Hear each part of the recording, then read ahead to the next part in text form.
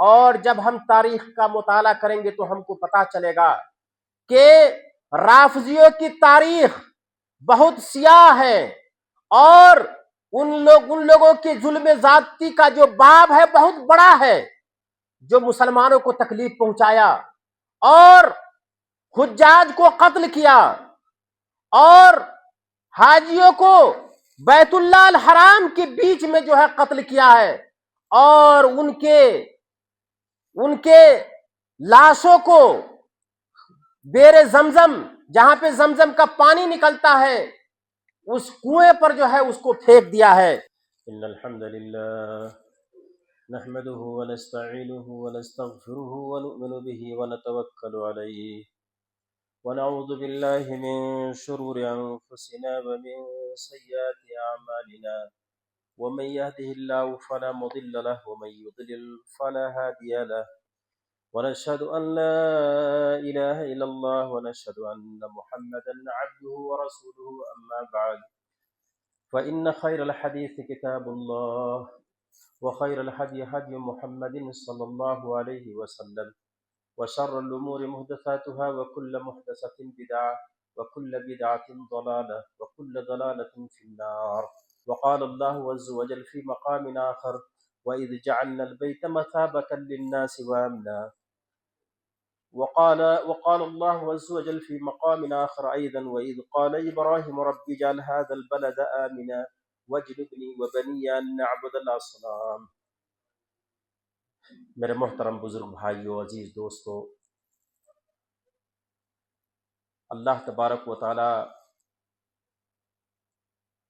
کی جہاں بے شمار نعمتیں ہم لوگوں کے اوپر ہے، ان نعمتوں میں سے سب سے بڑی نعمت اللہ تبارک و تعالی نے ہمارے نبی محمد صلی اللہ علیہ وسلم کو ہم لوگوں کے لیے مبعوث فرمایا، اور اللہ تبارک و تعالی نے نبی کریم صلی اللہ علیہ وسلم کو اس وقت مبعوث فرمایا جس وقت بعض لوگوں کو قتل کر رہے تھے، اور ہر طرف قتل و غارت گری، ہر طرف جرائم، ہر طرف گناہ، ہر طرف ظلم و زیادتی، یہ ساری چیزیں آسمان کو چھو رہی تھی۔ ناانصافی اور بدتمیزی، غرض ایک تمام طرح کے مظالم ڈھائے جا رہے تھے، اور جہالت آسمان کو چھو رہی تھی۔ اللہ تبارک و تعالیٰ نے نبی کریم صلی اللہ علیہ وسلم کو رحمت للعالمین بنا کر کے بھیجا، اور فرمایا کہ انا ارسلناک رحمت للعالمین وما ارسلناک الا رحمت للعالمین، کہ ہم نے آپ کو پورے جہان والوں کے لیے ایک رحمت بنا کر کے بھیجا۔ اور اللہ تبارک و تعالیٰ نے ہمارے نبی محمد صلی اللہ علیہ وسلم کو جس شہر میں بھیجا، مکہ مکرمہ میں کے اندر، اس شہر کو بھی بلد امین بنا کر کے بھیجا، جو امن و امان کا شہر تھا اور امن و امان کا شہر ہے۔ اللہ تبارک و تعالیٰ نے قرآن مجید میں فرمایا وَإِذْ جَعَلْنَا الْبَيْتَ مَثَابَةً لِلنَّاسِ وَأَمْنًا، کہ ہم نے اس شہر کو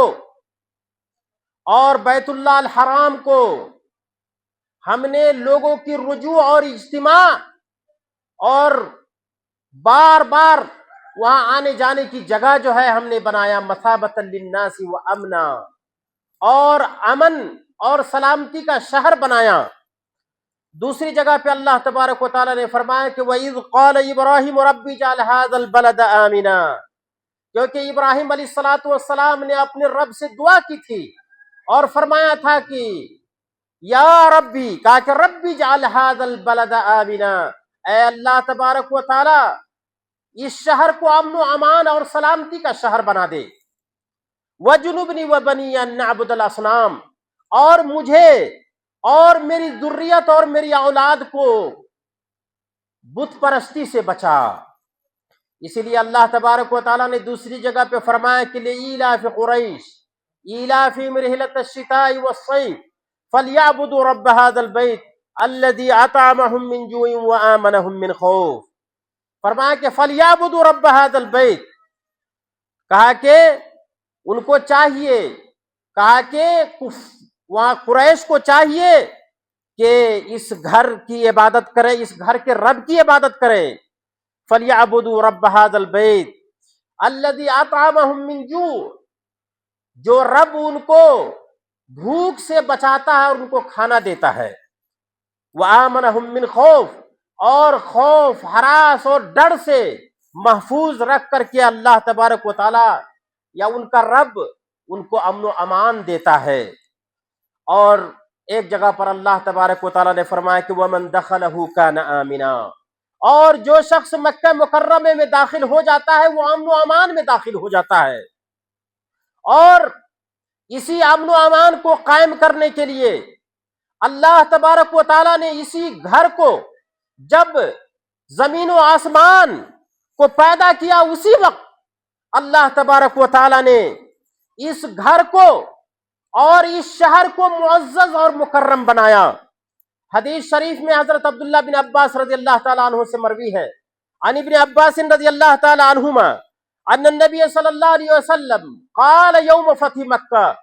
اللہ کے رسول صلی اللہ علیہ وسلم نے فتح مکہ کے موقع پر فرمایا تھا کہ ان ھذا البلد حرمہ اللہ، کہ اس شہر کو اللہ تبارک و تعالیٰ نے محترم اور معزز بنایا ہے. لا يعضد شوکہ، کہا کہ اس کے کانٹوں کو نہ توڑا جائے، مطلب یہ ہے اس کے کانٹوں کو نہ اکھاڑا جائے، یعنی درختوں کو نہ کاٹا جائے. ولا ينفر صیدہ، اور اس کے شکار کو نہ بھگایا جائے، یعنی شکار نہ کیا جائے. ولا يلتقط لقطتہ الا من عرفها، اور گمشدہ چیز، راستے میں کوئی پڑی ہوئی چیز ہے، اس چیز کو وہی شخص اٹھائے گا جو شخص اس کا اعلان کرتا ہے. یا ایھا الذین آمنوا لا تقتلوا الصید وانتم حرم،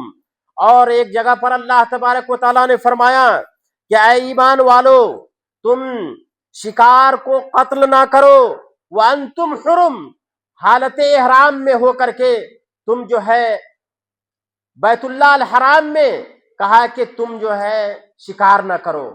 سبحان اللہ، یہ مقام اور یہ عزت اور یہ مرتبہ بیت اللہ الحرام کا اللہ تبارک و تعالیٰ نے جب سے زمین و آسمان کو پیدا کیا تبھی سے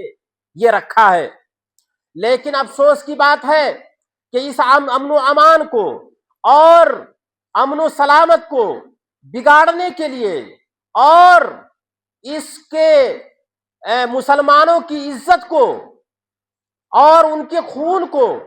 برباد کرنے کے لیے ایک جماعت ہے. اس جماعت کا نام رافضی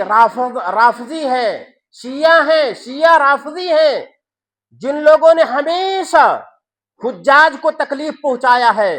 اور جب ہم تاریخ کا مطالعہ کریں گے تو ہم کو پتا چلے گا کہ رافضیوں کی تاریخ بہت سیاہ ہے، اور ان لوگوں کے ظلم ذاتی کا جو باب ہے بہت بڑا ہے، جو مسلمانوں کو تکلیف پہنچایا اور حجاج کو قتل کیا اور حاجیوں کو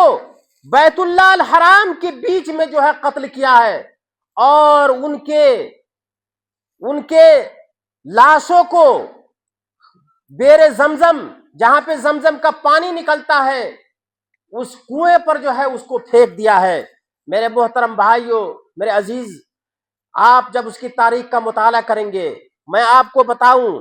294 ہجری کی بات ہے کہ شیعوں کی انہی جماعتوں نے، جن کا نام قرامطہ ہے، یہ لوگ خانہ کعبہ میں داخل ہوئے، اور خانہ کعبہ میں داخل ہونے کے بعد حاجیوں کا سامان چرایا ہے، ان کے سامانوں کو غصب کیا ہے، اور ان کی عورتوں اور ان کی بیٹیوں کو قیدی کر بنایا ہے. اور 311 ہجری میں انہی قرامطہ نے، ان لوگوں نے حجاج پر ظلم و زیادتی کیا ہے، اور 312 میں ابو طاہر الجنابی جو قرمطی ہے، وہ جو ان شیعوں کا جو سردار تھا، وہ جو ہے حاجیوں کو اس سال بھی 312 میں حاجیوں کے اوپر ظلم کیا ہے اور ان لوگوں کو تکلیف پہنچایا ہے۔ اسی طرح 317 کا واقعہ ہے کہ ابو طاہر الجنابی نے اپنی پوری لشکر کو لے کر کے خانہ کعبہ پر حملہ کیا، اور سب سے پہلے خانہ کعبہ کے اوپر جو کپڑا ہوتا ہے اس کپڑے کو اتارا اور حجر اسود کو چرایا، اور حجر اسود کو چرانے کے بعد قتل و غارت گری کیا، اور تقریباً 30,000 سے زائد حاجیوں کو قتل کیا، اور ان کی لاشوں کو بیر زمزم، جو زمزم کا کنواں ہے، اس کنواں میں جو ہے اس نے ڈال دیا۔ یہ ظلم و زیادتی ہے ان کی۔ اور اس کے بعد جب ایرانی حکومت آئی، جس کے رئیس خمینی ہیں، جس کی بنیاد خالص اثنا عشری شیعہ کے اوپر ہے، اور تمام علماء کا اس بات پر اتفاق ہے کہ اثنا عشری شیعہ، قرامطہ اور باطنیہ، یہ جتنے یہ لوگ شیعہ ہیں، یہ سب کے سب کافر ہیں۔ یہ تمام علماء کا اس بات پر اتفاق ہے۔ 1986 کا واقعہ ہے کہ ایرانیوں نے ایک مرتبہ حاجیوں کو تکلیف پہنچانے کے لیے بہت سے زہریلی مواد انہوں نے حاجیوں کو تباہ کرنے کے لیے اور قتل کرنے کے لیے ایران سے بھیجا تھا، اور بہت سارے حجاج جو ہے مرے تھے۔ اور بتایا جاتا ہے کہ 95 جھولا جو ایٹمی مواد تھے، جو زہریلے مواد تھے انسانوں کو مارنے کے لیے، اس مواد کا نام ہے RDX-C4 نام کے ایک کیمیکل ہے۔ یہ کیمیکل 95 جھولا جو ہے ایرانی حکومت نے فلائٹ کے ذریعے سے خود بھیجا تھا۔ میرے بھائیوں، میرے عزیز، میرے دوستو، جس کے نتیجے میں کافی لوگ مرے ہیں اور کافی لوگ تباہ ہوئے ہیں۔ تو ان کی یہ داستان کوئی نئی نہیں ہے۔ ہمیشہ شیعہ لوگ مسلمانوں کے خلاف ہمیشہ حملہ کرتے رہے ہیں، اور خاص طور پر حج کے موقع پر، کیونکہ حج ایک ایسا موسم ہے جس موسم میں دنیا کے تمام اہل سنت والجماعت کے لوگ جمع ہوتے ہیں، اور اہل سنت کو تکلیف پہنچانا ان کے یہاں ثواب کا کام ہے۔ اس لیے میرے بھائیوں، میرے عزیز، میرے دوستو، ہمیں چاہیے کہ ہم اپنے دشمنوں کو پہچانیں اور اس سے ہوشیار رہیں۔ اللہ تبارک و تعالیٰ سے دعا ہے کہ اللہ تبارک و تعالیٰ ہمیں کتاب اللہ اور صحیح سنت پر عمل کرنے کی توفیق عطا فرما۔ وآخر الدعوانا الحمد للہ رب العالمین، والسلام علیکم ورحمۃ اللہ۔